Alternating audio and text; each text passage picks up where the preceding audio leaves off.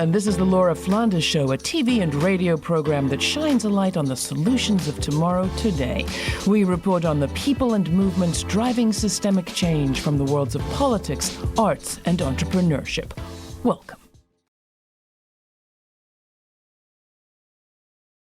The environmental group Greenpeace is celebrating its 50th anniversary. Founded by Canadian and American environmentalists, Greenpeace sailed into history when its flagship Rainbow Warrior confronted seal hunters, whalers, and nuclear waste dumping around the world in the oceans of the 1970s and 80s.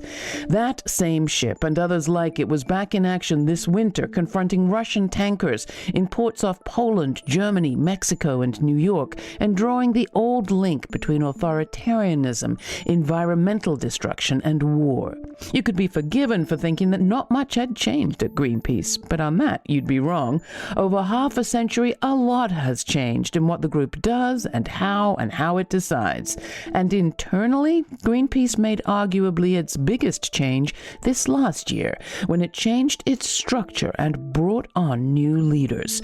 Today, we're joined by that new leadership team. Ebony Twilley Martin was appointed as the first co-executive director and the first black woman executive director of any big green organization in the U.S.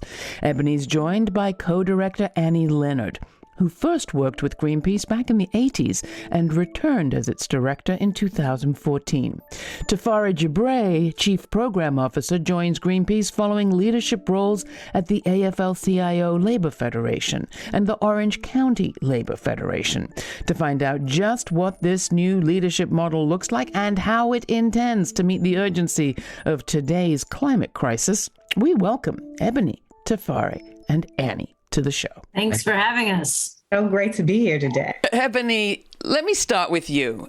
I vaguely remember those pictures of the Rainbow Warrior, and I was actually struck to see that picture again this week. Can you talk about what links you see and the significance of those links? Well, Greenpeace, as you've just laid out, has a very vast and heroic history. And we have always been on the front lines, speaking truth to power, confronting environmental injustices.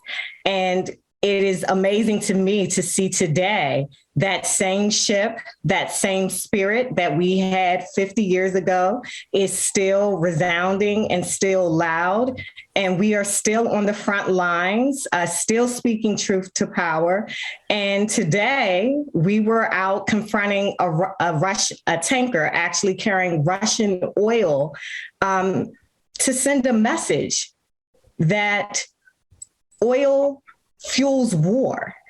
And if we want to realize that green and peaceful future that our founders set out for us 50 years ago, we still have to do that work today. It's amazing that we're still doing the work, and we're doing it in a way that not only just sets out a certain group of people, but a broader and more diverse group of people. It's not just one person going out speaking truth to power, but it's all of us collectively. And that's what we as Greenpeace are doing today, building that movement of a strong, broad, and diverse coalition. Tafari, did that vote mean anything to you back then? Greenpeace always has been direct action activism. We have also evolved from those days. We have come a long way. It was one woman and a bunch of men who founded Greenpeace and who actually did a lot. And a lot of people don't talk about actually that woman. It's just a bunch of men that people talk about. We have moved from that in a vast way. Just look at your screen right now. I mean, this is exciting, Annie, both the connections and the transformations. And at a very basic level, the transformation that I'd love you to talk about is the one that Tafari just kind of alluded to, the difference between, a few bodies on the line, bravely, courageously going out there in confrontation, and the consciousness that a lot of bodies, more brown and black bodies, are always on the line, and especially at the front lines of environmental destruction. You've been with Greenpeace at different eras.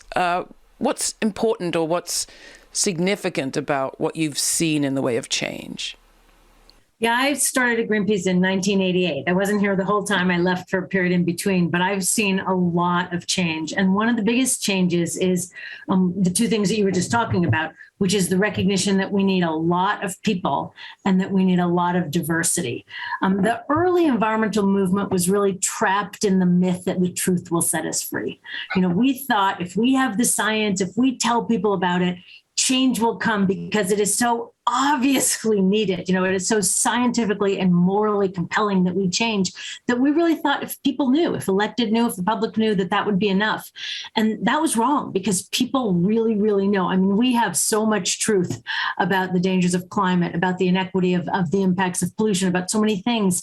In fact, we have almost everything we need now to drive change, right? We have model economic policies. We have incredible innovative green technologies. We have common sense. We have economic arguments. We have science. We have justice. We have every single thing that we need to solve the problems we're facing, except one thing, and that's the power to make it so.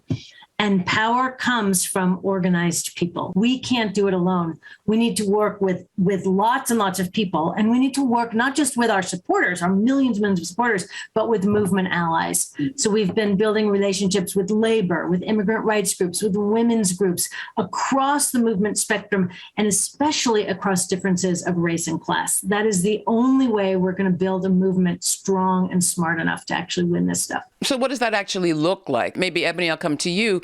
In terms of adopting this kind of racial justice and equity lens, how does it change what you do? And I should say that Greenpeace founded a movement organizing hub back in 2014, from which, as I understand it, you drew a lot of lessons. Can you talk about some of those, Ebony? The organization was founded by two women. However, you don't really hear that in the stories, nor do you see it in the pictures. And that was actually because they felt it was bad luck for women to be on ships during that time. So the work of women, and also Black and Indigenous and people of color, has often been left out of the story of Greenpeace, and that work has often been marginalized.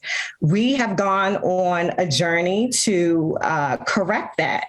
And what we've had to do was align our processes, our practices, our culture with the values that we say that we espouse. And so that has included everything from overhauling our hiring practices, overhauling our compensation, overhauling our promotions and how we do that, to ensure that we're leading to more equitable outcomes so that we can build a more broad and diverse movement at large.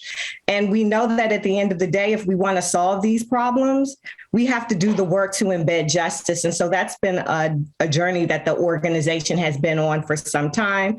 And we've seen great progress over the last few years. When I started, the organization was 13% Black, Indigenous people of color, and now we're at 52%. We've also seen more women of color in leadership than at any other time in Greenpeace U.S. history. All right, so far so good. But Tafari, I'm going to come to you because justice sometimes can really delay action.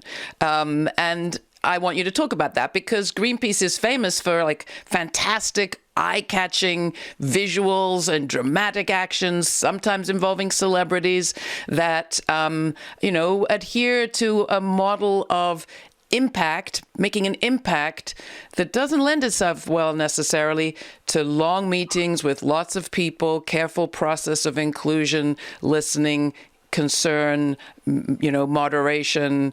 I'm all for it, but I want to know how you do both. Or do you continue to do both? We have to do both. We have to do both. We have to honor the Greenpeace of the past. We have to honor our past, but that's not going to hold us. That's not going to be a shackle on our ankle to pull us back, but we're going to lean on it to move forward. That's what we're going to do. And look, Greenpeace is not unique to the rest of the country. This is a changing country. This is a country, especially young people are mostly people of color. And that's where we're going to go to build power. And we don't build that power just for Greenpeace's sake. We built that power for our world's sake, our planet's sake. The people who did not pollute, the people who did not have anything to do with what we found ourselves with the climate right now, are on the front lines of actually paying the price for it. And in order for us to win, we have to activate those people to fight their own fight. I don't intend to be their agent to fight their fight for them, but I would love to activate them so that they line up along us and actually fight their own fight. When we do that, we will start seeing actual concrete changes happening, not just a facade, not just a show for people to look at and go away. This is the Laura Flanders Show. I'm Laura. I'm talking with the entire leadership team of the environmental organization Greenpeace.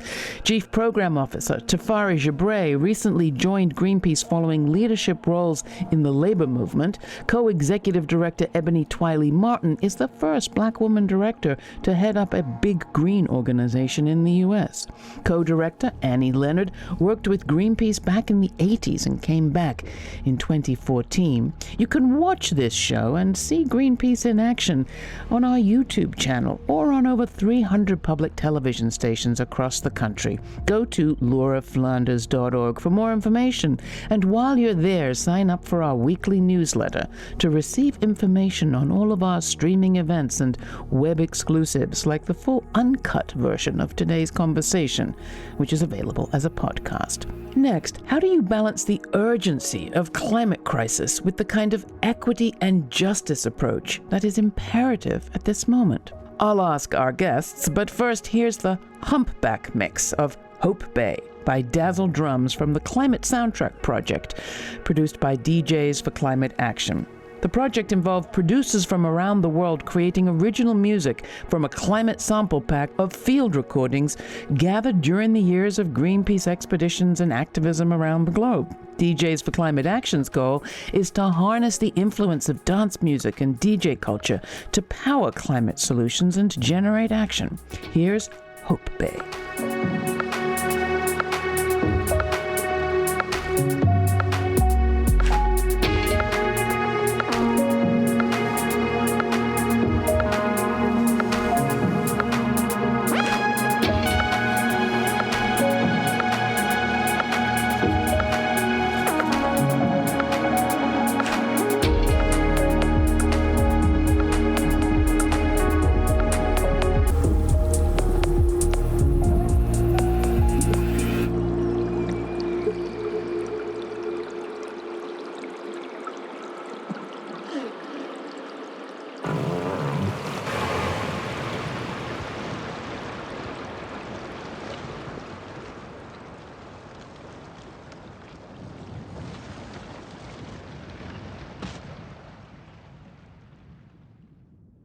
We are in a crisis. I mean, highest temperatures ever in Antarctica and Saharan dust storms and leaking diesel fuel tanks in Hawaii. I mean, everything feels urgent, Annie.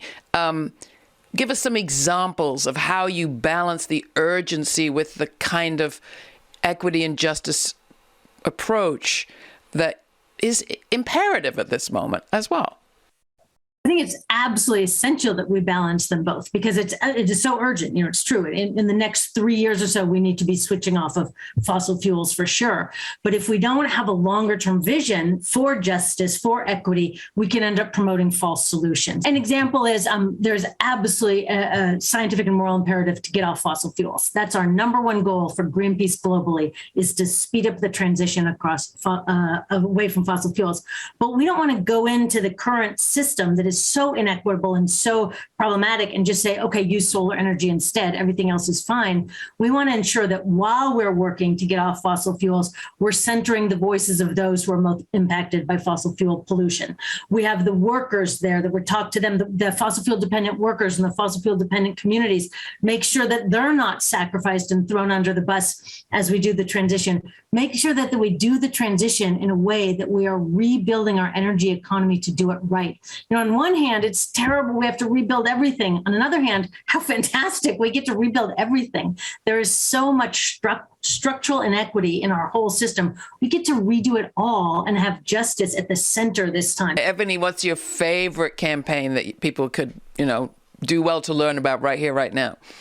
Democracy, because democracy is the tool that we need to unlock all of this, everything that we're facing right now. And right now, our democracy is under assault, and we aren't able to pass the legislation that we need to realize true justice and to do what science and justice demand in the moment. And I'm excited to have Tafari with us because this is his heart. This is where he is an expert. So I'm really excited about how he's going to dive into our campaigns and take it to the next level, especially in our democracy work. Tafari, where was your heart born? Where are you from originally? I was born in Ethiopia, and I came here as a political refugee when I was 15 years old. For most of that time, I've called California home, and that's where I cut my teeth in organizing, in activism, and in politics until I got elected to my last job at the AFL-CIO as executive vice president, which I was the first immigrant and the first Black man to ever hold an office there. I'm grateful for this country. In the time of need, this country opened up its arm for me. But I'm also a believer that being grateful doesn't require us to be grateful and sit down. Being grateful requires us to stand up and actually fight for those things that we are grateful about. I'm a father of a 5-year-old who entirely changed my perspective about the world and what we live for. So this is sort of a calling. And to just add to what Ebony was saying, you see, people think the fossil fuel industry just pollutes our climate. That's not all they do. They also pollute our politics in the tune of almost $150 million in the last major election alone. So it is on us to make the connection, to put the dots together, that it's not a choice of picking climate over democracy, democracy over climate, workers' rights over climate, climate over workers' rights. It's not, that's a false choice. That's a false choice. When we organize people and when we get them to understand actually how a broken capitalist system in this country is polluting our air, polluting our politics, and polluting our schools, and polluting everything we touch, it's time for system change. But I do think this is a critically important moment for a shift. Are you seeing it, Annie? We're seeing a huge shift in terms of public opinion. I mean, it is just amazing what's happened over the last 5 years. The United States really lagged behind in terms of public awareness and understanding of climate. Now it's a majority of people in the United States, over 75% of people in the United States are now concerned about climate. So we're seeing a huge shift in public will, public concern. The public wants action. The people that are lagging behind are the elected leaders. We have scientists, faith leaders, activists, the general public, moms and dads and neighbors that all want action. The elected leaders are not delivering it. And that's why we've got to bring our climate commitment to the voting booth. And if they're not willing to lead and deliver what science and justice demands, we need to help them get a new job because they're obviously not fit for the ones they have. But you are up against it. I don't know who wants to respond to this, but those who make their money off the fossil fuel economy that we have today are not going to go peacefully into the, off stage. Are you ready for that, Annie? I'm absolutely ready. I've never been more ready. It's true they have more money, they have more greed, but we have more people and we have more love. And now I know I'm calling in from Berkeley, California. That might sound like a very California thing to do, but it's not a passive love. It is a fight and love. And I'll tell you, we are going to fight with everything that we have to win within the boundaries of nonviolence, but we are going to fight with everything we have because honestly, what is at stake is everything that we love. You know, Ebony and Atfari both talked about their kids. A parent's love for their kid, a parent's desire to protect their kid is infinite. And no amount of Exxon or Monsanto greed can get in the way of that. We are going to do whatever we can to build a better future because we're going to win this thing. All right, Tafari, last word from you. Ethiopians know how to fight, stand up against power and survive. Any tips? Yeah, for just for your reference, I'll direct people to the Battle of Adwa. The Ethiopian farmers versus the Italian army.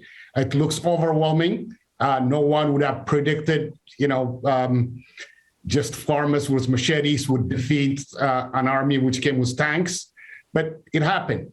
And it happened because everybody was committed. Everybody was in the fight. And look, all my life, I've been trying to be in a place that realizes people power. We cannot fight the Koch brothers. We cannot fight the fossil fuel industry in our politics dollar for dollar. That is their lane. That's where they travel. And a lot of times in the progressive movement, we get in trouble because that is also the lane we try to travel. But if we organize communities, if we organize people, that's our lane and they can't compete with us. So it is lane identification and we just have to know our lane. When we travel in our lane, we'll win. We often end this program by asking our guests about a moment when not only did they think that their goals were realizable, but that they felt it, perhaps felt that it was actually happening. Ebony, did you ever feel it, see it in action, the kind of change making that you want to see more widespread?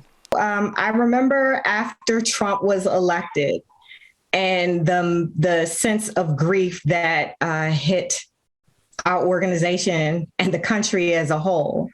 And a few weeks later, who was up there hanging a resist banner, speaking truth to power? Greenpeace. And that reminds me every day, every time I get down, every time I think that it's not possible, I draw on the strength of those, my colleagues, our staff, our supporters, our volunteers.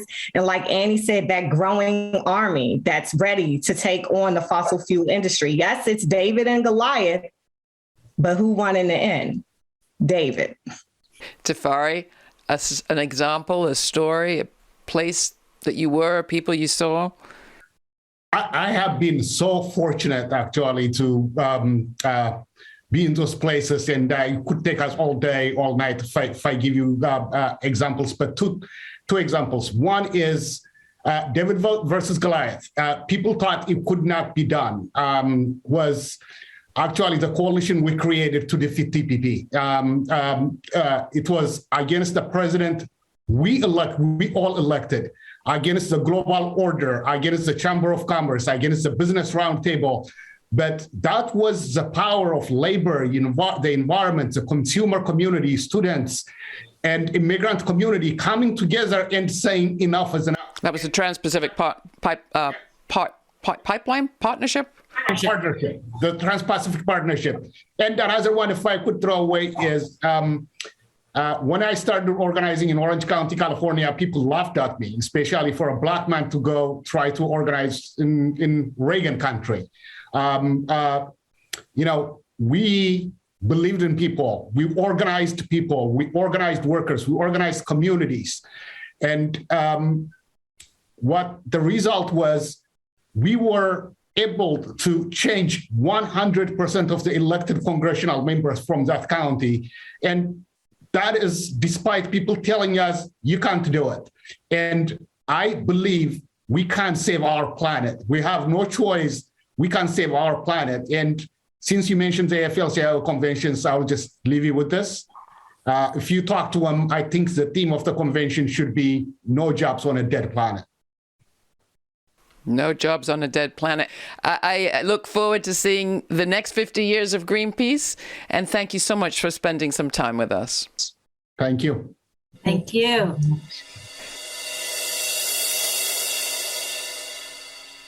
2 years ago, on April 22nd, 2020, the world marked the 50th anniversary of Earth Day. What did we do? We conducted a climate strike. We were all under COVID lockdown. In a sense, it was the best thing we could come up with. But I think what I learned from today's conversation is that we need more than a 1 day or even a 1 week or 1 month strike. We need more than actions around individual problems, oil spills, even individual industries. We need a systemic shift in the way that we think about our economy and our culture and our climate as a whole. And that's just what Ronald Reagan perceived in the early 1980s. He came into office after the preceding president had put solar panels on the White House roof. He understood that what was being signaled was a shift in consciousness, and he wanted to shift that consciousness back. He got it, and the people behind him in the oil and gas industry, that the issue was political. And what was really at stake wasn't a few laws or a few endangered species, but a whole way of thinking and a power structure. And that's why he and his colleagues fought back as vigorously and as unitedly as they did against individual groups, against science, and against the whole notion of environmental protection, environmentalism, ecology. The word eco-terrorist dates back to that date.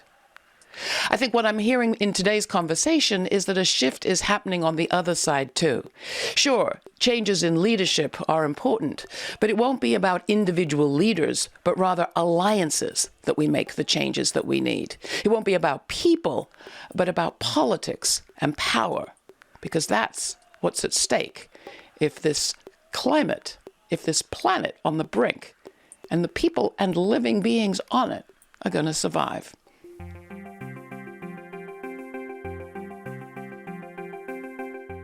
For more information on this week's guests, along with a suggested reading list and links to related episodes to explore in our archives, go to patreon.com/The LF Show. And as a Patreon partner, you'll get early access to the full uncut version of today's conversation, as well as other web exclusives. Our Patreon partners support this free podcast with a contribution of whatever size every month. It's listeners like you and our Patreon partners who allow us to keep producing programming like this for free. Your support is crucial. Become a Patreon partner today at patreon.com/The LF Show. And a big thanks to all of our Patreon partners out there. You are a vital part of our ecosystem, the part that makes this program possible. Go to our website, lauraflanders.org, for more information on our guests and more shows like this. This show is produced by yours truly, Laura Flanders, with Sabrina Artel, Jeremiah Cothran, Jeannie Hopper, Nat Needham, David Newman, Rory O'Connor, and Jeanette Hernandez. Major funding for this program is provided by the Novo, Park, Ellen Poss Family, Hisuku Wilson Foundations, the Schumann Media Center, Rising Fund at Tides, Kim Connor and Nick Groombridge, Jane Fonda, and listeners like you. Thanks for listening. Thanks for contributing. Thanks for your ideas. Stay kind, stay curious. Until the next time, I'm Laura.